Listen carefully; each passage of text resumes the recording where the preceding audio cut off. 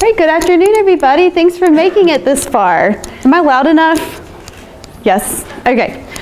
So I'm just presenting a small portion of my dissertation work, which this particular research question was looking at what do residents think about the sustainability, environmental sustainability of short-term vacation rentals in their community, particularly in Savannah, Georgia. And short-term vacation rentals refer to companies such as Airbnb or HomeAway, if any of you have ever stayed with anyone like that.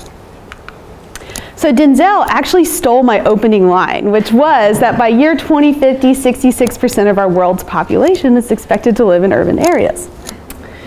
And John Wilmoth, the director of the United Nations Population Division, cites issues such as poverty and affordable housing and conservation of natural resources as challenges that we might face because of this urban growth. But with this urban growth, we also find innovations, because disruptive innovations come when we have people that live in denser proximity and are able to share ideas with each other. Disruptive innovations that have really come to the forefront in the past 10 years come from the sharing economy. And the sharing economy is not just Airbnb, it's Uber, it's TaskRabbit. It's basically using existing resources that you already have without having to produce new ones to have market exchanges.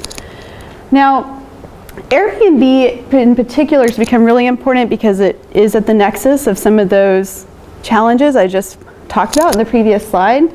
But for Savannah in particular, short-term vacation rentals have been a really hot topic over the past few years. And they've been a blessing to the city, but they've also been a curse in terms of community development. In 2016, short-term vacation rentals actually contributed over $600,000 in hotel tax to the city. And that was only when they had 481 registered short-term vacation rentals. Now, there's at least 3 times the amount in the city. So there's an incentive to maintain that income. Okay, but how do we maintain this income? Well, we know that actually from sustainable tourism research that for tourism to continue in a community, your residents have to support it. So how do we maintain this support? Well, you do that by understanding what are the antecedents to that support. So in the tourism research field, we have classical models of trying to understand how are people's behavioral intentions, in this case, support, what affects that? So there's a wide range of factors, but in regards to the sharing economy and environmental sustainability, we don't know whether this is a significant predictor of people's attitudes and ultimate support of this activity. So it's not only important for Savannah, but it's important when we want to consider whether these are viable modes of production and consumption in the larger conversation of urban development.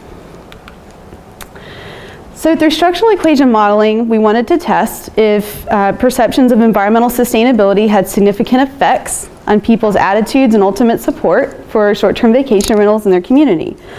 And we actually found that 4 out of 5 of our hypotheses were supported, right? But what was really interesting was that even if you thought that short-term vacation rentals like Airbnb had environmental sustainability capability, it didn't really have a significant effect on your overall support. And so I was wondering, why is that? So when I dug a little bit deeper into the descriptives of this, across all of the items that created that construct of environmental sustainability, on a scale from 1 to 7, people selected 4.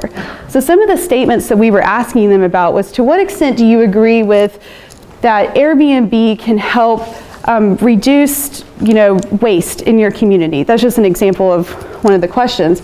And so people were selecting 4 as the most frequent answer, meaning they don't really know or they don't really have an opinion. So what does this mean for the city? Well, it means that from a regulatory perspective, that maybe this isn't something that the regulators in Savannah need to think about right now in terms of what could be affecting resident support or attitude towards the community. But if you believe that activities like the sharing economy could be solutions to challenges of urban growth, then further research is needed to try to see if they are predictors. And that's what I have. Thank you.